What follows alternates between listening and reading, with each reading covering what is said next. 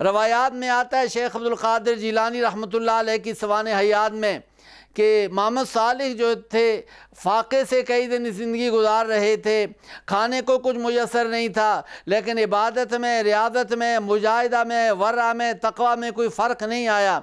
एक दिन सुबह अपने घर से निकले कि कहीं जाएं, रोज़गार तलाश करें, खाने पीने का कोई बंदोबस्त करें। जब थोड़ा सा उन्होंने सफ़र तय किया, आगे देखा कि नहर के किनारे पे एक सेब उन्हें तैरता हुआ मिला। उस सेब को उन्होंने उठाया और उठा के उन्होंने तनावल फरमा लिया। जब सेब खा के फारिग हुए तो जहन में ये बात आई, पता नहीं ये किसके दरख्त का सेब था, ये कहाँ से आया है, मैंने बग़ैर इजाज़त के ये खा लिया है। उन्होंने उस आदमी के घर का पता किया, चलते चलते सीधे एक बुज़ुर्ग के घर पहुँचे जिसका नाम था अब्दुल्ला सौमेई।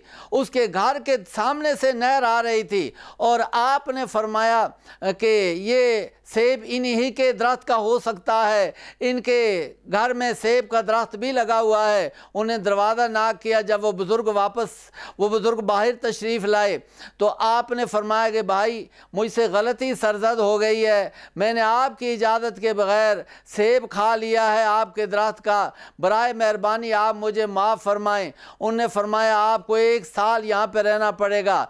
1 साल गुजरने के बाद उन्होंने कहा जी मेरी गलती की माफ़ी हो गई है, मैं वापस जाना चाहता हूँ, या मुझे इजाज़त होगी या नहीं। उन्होंने फरमाया नहीं, आपको इजाज़त नहीं है, आप यहाँ ही तशरीफ़ रखें।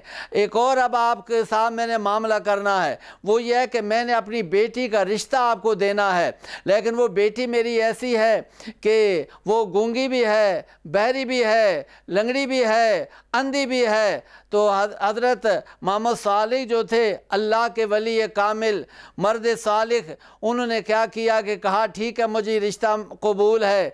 जब उनके साथ रिश्ता निकाह हो गया तो हज़रत मोहम्मद सालिह राहिमहुल्लाह दूसरे या तीसरे दिन जब अपने ससुर के घर तशरीफ़ लाए तो खामोश खड़े थे। उन्हें पूछा कि क्या वजह है। समझ गए वो कि ये पूछना ये चाहते हैं कि आपने कहा था कि वो लड़की गूंगी होगी, लंगड़ी है, बहरी है, सारी चीज़ें, लेकिन अल्लाह करीम ने उसे ज़ाहिरी और बातनी हुस्न कमाल से और जमाल से और तकवा से और ईमान से और इकान से और वजदान से वाफर इसा अता फरमाया है। शायद ये मेरा दमाद मुझसे ये पूछना चाहता है।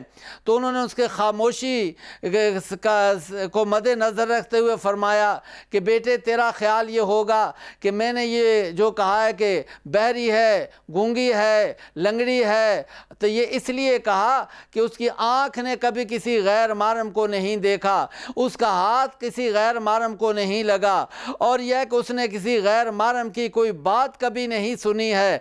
तो मेरे बुजुर्गान मोहतरम और मोहतरम सामीन किराम, हज़रत मोहम्मद सालिह ने जब उनका के साथ उसका निकाह हो गया, 1 महीने 1 साल के बाद उनके यहाँ एक बच्चे की विलादत हुई, जिस बच्चे का नाम रखा गया महबूब सुबहानी पीरान पीर हज़रत शेख अब्दुल कादिर जिलानी गिलानी रहमतुल्लाह अलैह।